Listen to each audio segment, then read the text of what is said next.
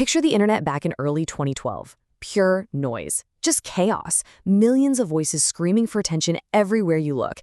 And right in the middle of all that racket, out on a random 4chan board, this total whisper drops. Just a quiet, completely stark black and white image looking for highly intelligent individuals. It was signed with just 4 digits. 3301. No name, no big explanation. The whole cicada bug thing didn't even exist yet. Thousands of people saw this sitting on their screens. You know how it is? Most folks just laughed it off as a total joke. But some caught this wild, undeniable vibe. They felt a pull. They started digging deeper into the dark. And the wildest part is the kind of minds that answered that call. You had completely different dudes jumping into the fray. On one side, you've got Marcus Warner, a bored, homeschooled 15-year-old living out in rural Virginia. On the exact opposite end, you had Joel Eriksson, a Swedish security researcher who just really enjoyed the quiet challenge of working entirely alone. Bored teens, solo pros, all hooked on the exact same mystery. What they found was a rapid-fire sequence of insane cryptography, a clear hidden message pointing to Tiberius Claudius Caesar, which meant a Caesar cipher shifted by 4. That spits out a URL with an image of a duck. The duck mocks them, calls it a dead end, but hints at this hidden outguess software.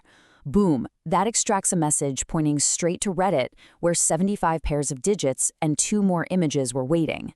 Figuring this out was exactly like discovering a secret, glitched room in a boring video game. You just had to know where to push the walls. Now, to raise the stakes, the creators suddenly dropped a PGP key. It's a cryptographic signature they announced right then and there. It was their way of saying, hey, there are going to be fakes out there, so from now on, trust depends entirely on math and cryptography.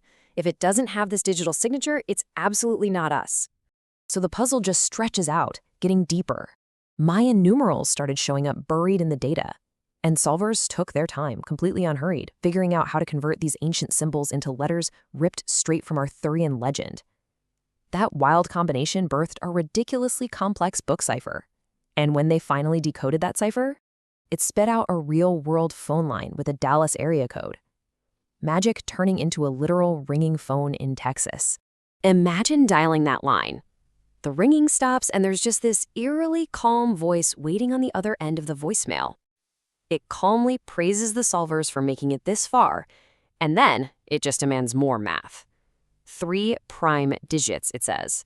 3301 is only the beginning. The hunt for those missing primes was on. It turns out they were hidden as the exact pixel dimensions of that original black and white image. If you multiplied those values together, it revealed a brand new URL. And sitting right there on that website was a countdown, ticking silently toward January 9th at 5 p.m. Solvers were just glued to their chairs, frantically refreshing the screen for days, letting the tension build naturally. Imagine the tension when that clock finally hits 0. The screen flashes, a cicada appears. They run the outguess software again, and suddenly, the digital world shatters into reality. The screen dumps out 14 real-world GPS coordinates. Warsaw, Paris, Seoul, Seattle. Real physical posters were taped up and waiting at locations spanning the entire globe. Playing this out was like a worldwide game of tag mixed with Mission Impossible. You have to laugh at the wild reality of this. You've got these brilliant teenagers in Virginia who obviously can't just casually fly to Poland on a Tuesday, so they're literally begging confused relatives to go check a telephone pole in Warsaw, while the professional teams with deep pockets just flat out hired international couriers. The internet had totally spilled out onto the streets.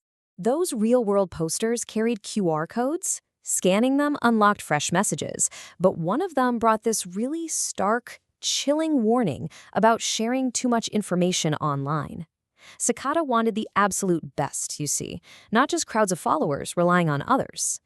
Things got so fiercely cutthroat that some teams were actively planting false clues out in the wild, just completely trying to mislead their rivals. Eventually, they hit the end of the line. Joel Eriksson calmly solved the entire puzzle completely alone, documenting every single step of his victory on his personal blog. Meanwhile, Marcus Warner reached the end at just 15 years old. He was so completely obsessed, so laser-focused on the screen, that his poor mother was complaining he was skipping his meals entirely. The ones who actually crossed the finish line didn't get a prize or a grand reveal. They got mysterious emails. And inside, heavy philosophical questions. Cicada wanted to know their deep views on information freedom. They asked about privacy. They asked about censorship. Pass that heavy philosophical test, and you suddenly found yourself inside a very exclusive club. Those who answered well gained access to this locked-down private forum.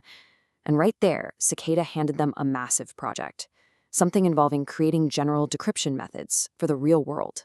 Marcus threw himself into this project, but before he could even finish his work, the entire website just abruptly vanished. Poof, gone. Cicada completely ghosted them, plunging this tiny elite group into total silence for 11 agonizing months. Then the eerie 2013 return drops, a new image just saying hello again. This time around, they dropped a bootable Linux CD named Cicada OS that literally just printed primes on startup. The OS would mysteriously pause at exactly 10:33 and again at 3301. And buried on that disk were two completely identical files, one named Wisdom and the other named Folly, just an incredible, spooky vibe. But that whole year ended with basically a whimper. It all wrapped up quietly, absolutely no public announcement to the masses. The only reason we really know the details of that journey is because a YouTuber named Nox Populi documented her experience later on. But they weren't done.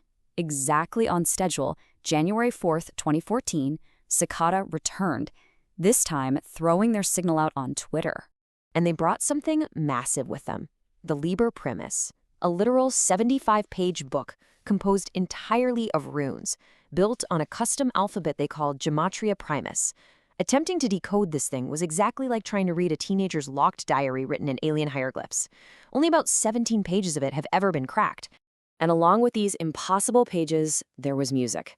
Two totally original pieces titled The Instar Emergence and Interconnectedness. You just kind of have to sit back and wonder, who actually wrote those eerie, atmospheric tracks? To this day, nobody knows who composed them. The mystery just floats off there in the air. The trail went cold again until 2016 when a single, highly disputed image popped up on Twitter. But the real closure? That didn't come until April 2017. A final message arrived, definitively signed with that original, authenticated PGP key. It was a stark warning, denying all the copycats and ransomer groups that had tried to steal their name. Because here's a wild little detail. That PGP key? It was created on January 3rd, 2012, exactly one single day before the original puzzle ever began. Someone planned all of this incredibly carefully. People still toss around wild theories, blaming intelligence agencies or pointing to hardcore cypherpunk ideals. But honestly, nobody has ever stepped forward to claim responsibility. And maybe that's the beauty of it. Cicada 3301 was never actually about the answers at the end of the maze. It was always about the search itself. Thousands of total strangers, building trust across digital borders, pushing the limits of cryptography. It leaves you with this deep sense of wonder, just letting the profound weight of that silence settle into the room. Because in the end, that silence speaks louder than any clue they left behind. It makes you wonder, if they issued a new challenge tomorrow, would you have what it takes to answer the call? Think about it. And hey, if you loved unraveling this puzzle with me, leave a like, share this mystery around, and hit subscribe so we can decode the absolute wildest corners of the internet together.